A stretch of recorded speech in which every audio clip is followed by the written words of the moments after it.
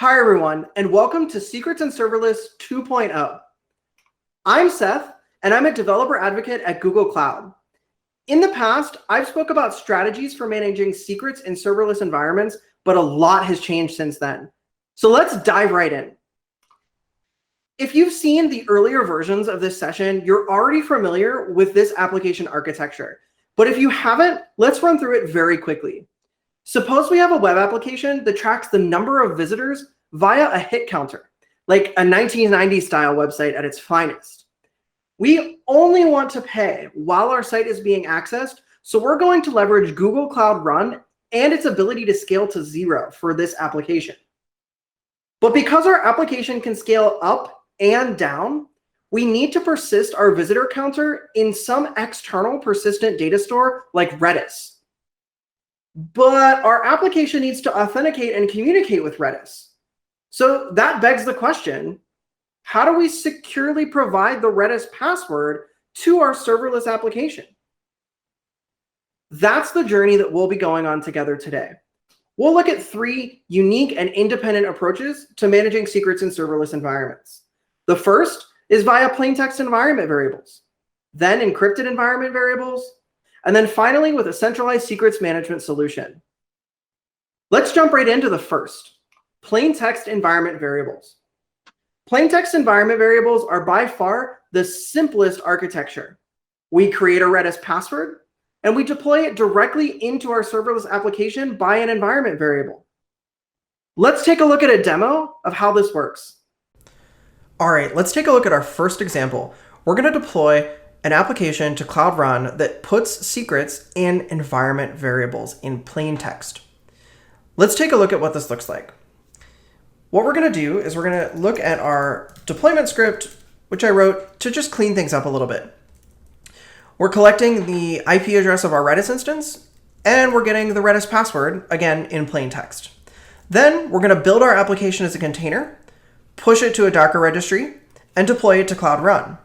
And you'll also notice that we're using the Redis password here via an environment variable to Cloud Run. So let's go ahead and quit, and let's deploy our application. So what this is going to do is this is going to build a container, push a container to our Google Container Registry, and then it's going to ask Cloud Run to deploy that container with those environment variables. Our application will read those environment variables at start time and deploy them. So we are pushing to Container Registry now, and then we're waiting for our Cloud Run to pull that image and route traffic to it. And when this is done, we will get a URL where we can visit our service.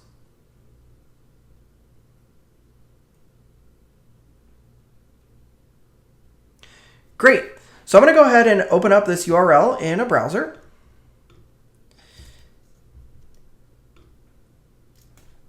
Great, here it is. And as you can see, this is a very basic website that has a hit counter that's backed by Redis. Every time I visit the site, I increase the hit counter. I can reset the counter. But what happens if someone breaks this site? So you'll notice the reset counter method actually includes the count that I can set to. And I can set this to a negative number, and the site continues to function. But what happens if I set it to something like a fruit?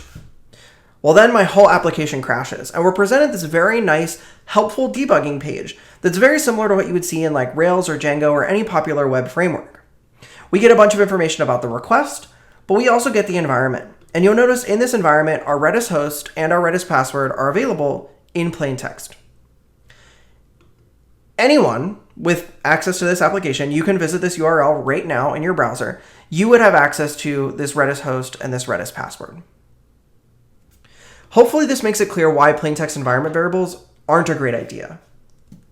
Great, let's jump back over to the slides. Hopefully that made it really clear that you should not store secrets in plaintext environment variables. Not only do you open yourself up to classifications of vulnerabilities, it's really not a best practice. So that really only leaves the other 2 options, encrypted environment variables or a centralized secrets management solution. Let's take a look at encrypted environment variables. So instead of taking our plaintext secret and putting it in an environment variable, we can instead encrypt that secret first. What that looks like is a human or a machine takes the plaintext secret and they give it to a key management system like Google Cloud KMS. Google Cloud KMS encrypts that plaintext data and produces what we call ciphertext, or the encrypted secret. We then provide this encrypted secret as an environment variable to our application. This way, the environment variable has an encrypted secret, not a plaintext secret. When our application boots, it communicates with Google Cloud KMS to decrypt the value and then get the plaintext. But that plaintext only exists in memory. It doesn't exist in the environment given to the serverless application. Let's go ahead and take a look at a demo. Great. Our second example is going to leverage Google Cloud KMS to encrypt the secret value before we put it in an environment variable. Then, when our application boots, it will decrypt the value using Cloud KMS and only store the decrypted secret in plain text in memory. So if someone gains access to the application or the environment of the application, they would only see the ciphertext, the encrypted secret. Let's take a look at what that looks like. The first thing we have to do is we have to update our application. I've already written some helper code that makes this easy. So we're going to leverage this KMS decrypt method that accepts the ciphertext, or the encrypted secret, via the Redis pass environment variable. And then we actually have to encrypt our secret. So let's go ahead and do that. We're going to run encrypt string, and this is going to encrypt the string that we give it, which in this example is the Redis password, with a Google Cloud KMS key. I'm going to copy this to my clipboard. And then we also have to update our deployment script, because instead of passing in the plaintext secret, we now need to pass in this ciphertext, or this encrypted secret. Notice that we're still passing in it as an environment variable, but we're passing it in as the ciphertext. Now let's go ahead and actually deploy the application. And again, this is going to build and push our container. And then we're going to wait for Cloud Run to deploy this new revision. And then after the revision is deployed, the application should behave exactly the same, because we only decrypt the secret at start time, and we only eat the additional cost of decrypting that secret one time. Let's go ahead and jump back over. So you'll notice that the application is still erroring because we haven't fixed the bad value in Redis, but the Redis password is now that ciphertext. And because Google Cloud KMS is guarded by IAM, Identity and Access Management, you cannot connect to this Redis host using this Redis password, because you cannot decrypt it unless you have access to the Cloud KMS key. Now, this is great, but there are some disadvantages to this approach, which we'll talk about in a second. Great. Let's jump back over to the slides. So, as you can see, encrypted environment variables do protect against the immediate threat, and they're a great starting point. But there are some drawbacks. The biggest of which is once you deploy your serverless application with an encrypted secret, you lose centralized auditing and visibility into how that secret's being used. If that's a requirement for your organization or security practices, we need to take a look at the third option, which is a centralized secrets management solution. In this model, the application requests its secrets directly from a secrets management system. So as a secret admin or a developer, I put my secret into the centralized storage system. And as an application, I request that secret directly from the storage system.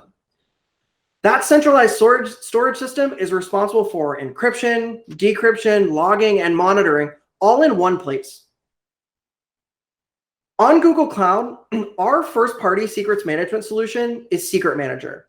We aim to be that centralized secret store that provides you that value of auditing and logging and visibility. Google Secret Manager is a new, fully managed GCP product that provides a secure and convenient method for storing API keys, certificates, passwords, and other sensitive data that you might need in your applications and services. Secrets rarely differ across cloud regions. For example, your Twilio API key is unlikely to change if you move your app from US East 1 to Europe West 2. For this reason, secret names in Google Secret Manager are project global resources.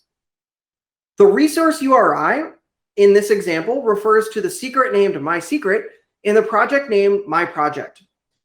Even though that secret name is global, the underlying secret payload, the actual API key, is still stored regionally. For example, in this slide, you can see that it's stored in US East 1, US West 1, and Europe North 1. But how does the secret data end up in those regions? Google Cloud handles it all. We do this with replication policies, and we have 2 replication policies for Google Secret Manager. For customers who don't really have a preference where their secret payloads are stored, you should choose an automatic replication policy. With this policy, there's no configuration, and Google decides the best place to put your secret. But if you're a customer that has a requirement that your data exists only in certain regions, you should choose a user-managed replication policy and pick the specific region or regions in which you want the secret to be stored.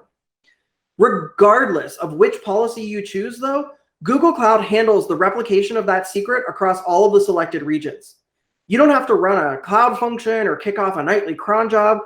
Google is the first public cloud provider to offer a fully managed secret replication across regions.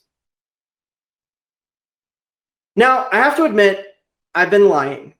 Up until this point, I keep talking about secrets, but I'm actually talking about secret versions. That's because all secrets in Secret Manager are versioned by default. The secret is actually just a very thin wrapper around a logical collection of versions. The secret version is what actually stores the payload, data, and state. In your applications, you can pin to a specific version, or you can use the latest alias to pick up the most recent highest numbered version. Note that latest is a floating alias.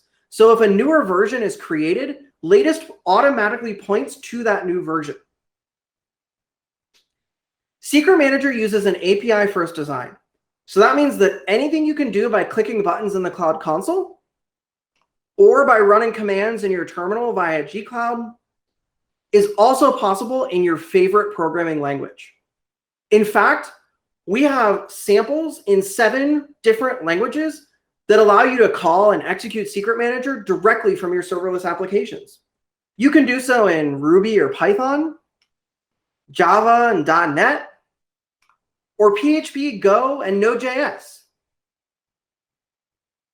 Before moving on, you might be a little bit confused about Secret Manager and Key Manager. We talked earlier, and the second example we looked at leveraged Google Cloud KMS. So what is the difference between Google Cloud KMS and Google Secret Manager? Google Cloud KMS is a cryptographic oracle system. Nobody, including yourself or Google, can extract the keys in that system. Google Cloud KMS provides an API that does high-level operations like encrypt, decrypt, sign, and verify using those keys. Secret Manager, on the other hand, is a data storage system that saves and allows you to access secret material. So while they both involve encryption and decryption, Secret Manager is more of a storage solution, whereas Cloud KMS is more of a crypto oracle. Let's take a look at the different user journeys to help you understand the difference between these 2 products. With Google Cloud KMS, in order to persist a secret, we have to create an encryption key, encrypt the secret with that key, and then store the resulting ciphertext somewhere, the file system, a database, or in memory. As we saw in the second example, we had to store it in an environment variable. Google Cloud KMS does not store the secret. That's your responsibility. And it also doesn't keep track of how the secret is used after it's been encrypted, because Google Cloud KMS is concerned about the encryption keys, not the actual data that's encrypted or decrypted. With Secret Manager, when you persist a secret with Secret Manager, you give it a name, like Twilio API key, and you give it the value that you want to store. Secret Manager handles the encryption and decryption automatically, as well as the replication across regions for availability. When you want that secret back, with Google Cloud KMS, you have to provide Google Cloud KMS the ciphertext, and then Google Cloud KMS will decrypt that ciphertext and return the plaintext value, assuming you have the proper authorizations to do so. To retrieve a secret with Secret Manager, you just access the secret directly by name, example, Twilio API key. If you're authorized to access the secret, Secret Manager will return the secret and its metadata. Let's go ahead and take a look at using Google Secret Manager in action. Our third approach is to use Google Cloud Secret Manager. Unlike Google Cloud KMS, Google Secret Manager actually stores the secret material, and you only need a reference to retrieve it. Let's take a look at what this looks like. Again, just like before, we need to update our application. So instead of pulling the secret from KMS, we're instead going to pull the secret from Secret Manager using this access secret function. And like I said before, this code is all open source on GitHub, and there'll be a link in the slides and in the show notes, so you can always take a look later. Let's go ahead and save this. And now we need to actually create the secret. I've written a little script called create secret that just automates this for us. You'll notice it uses the gcloud command to create the secret. The secret is named my secret, and it has a value of super secret. And then we're granting IAM permissions on the secret to our Cloud Run service account, because secrets are denied by default, so we have to grant access. Let's go ahead and run this command to go ahead and create the secret. And it looks like it failed because I already created it. Let me fix that real fast. This is why you never do live demos. Something's always bound to break. So I've just deleted that in another tab over here. So let's try that again. We'll go ahead and create the secret. And great, it succeeded. You'll also notice that it's creating version 1. That's because Secret Manager secrets are automatically versioned, but we're just using the latest here as one example. And then lastly, we need to update our deployment script.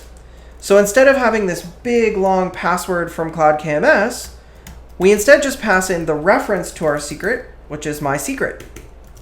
We'll save this and deploy the application. This will need to rebuild the container because we changed the code. It'll push it to the container registry, and then it will deploy it to Cloud Run. And again, it'll use the exact same URL, just creating a new revision. So we're just waiting for traffic to route at this point.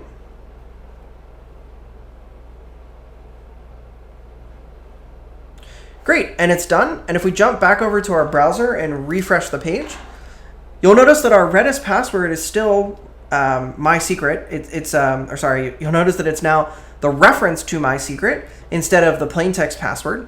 And Secret Manager is guarded by identity and access management. So our application is retrieving this value at boot time, storing the plaintext only in memory. And even if this debug page were to be presented, an attacker would not be able to get this plaintext secret because they don't have access to Secret Manager. And we can see that the application is totally functional. Great. Let's jump back over to the slides. So today's journey looked at 3 distinct patterns: plaintext environment variables, which no one is going to use, encrypted environment variables, and a centralized secret storage solution with Google Secret Manager. In the past, centralized secrets management have required upfront and continued operational investment. With Google Secret Manager, you have a fully managed secrets management solution right on Google Cloud. We're also expanding integrations with other Google Cloud products. In the future, you won't even have to do this environment variable dance with Cloud Run or Cloud Functions or other Google Cloud products, because we'll have first-party integrations to directly retrieve your secret at runtime. Now, if you've come to earlier versions of this talk, you might be familiar with Burglass. If you're not familiar, Burglass is an open source tool for doing secrets management on Google Cloud. It predates Secret Manager, and it largely influenced the design of the first-party product we have today. Burglass is a fully interoperable solution with Google Secret Manager. We actually designed it that way from the onset. If you're already using Burglass for your serverless secrets, migrating Secret Manager is super easy. There's a new built-in command in Burglass migrate, that takes the name of the storage bucket where your secrets are stored and automatically migrates those from Google Cloud Storage to Secret Manager, keeping their existing names and permissions. Then, in your application, simply change the Burglass reference to the SM reference, which is short for Secret Manager, and redeploy your application. That's actually it. Burglass is completely interoperable with Secret Manager, and you don't have to change your workflow to use it. Best of all, you can mix and match. You can have some secrets that come from Burglass and some secrets that come from Secret Manager, all using the same unified API. Thank you so much for coming on this second Secrets and Serverless journey with me. Hopefully we've made it clear the different secrets management solutions on Google Cloud and how you can best secure your serverless secrets in your serverless applications.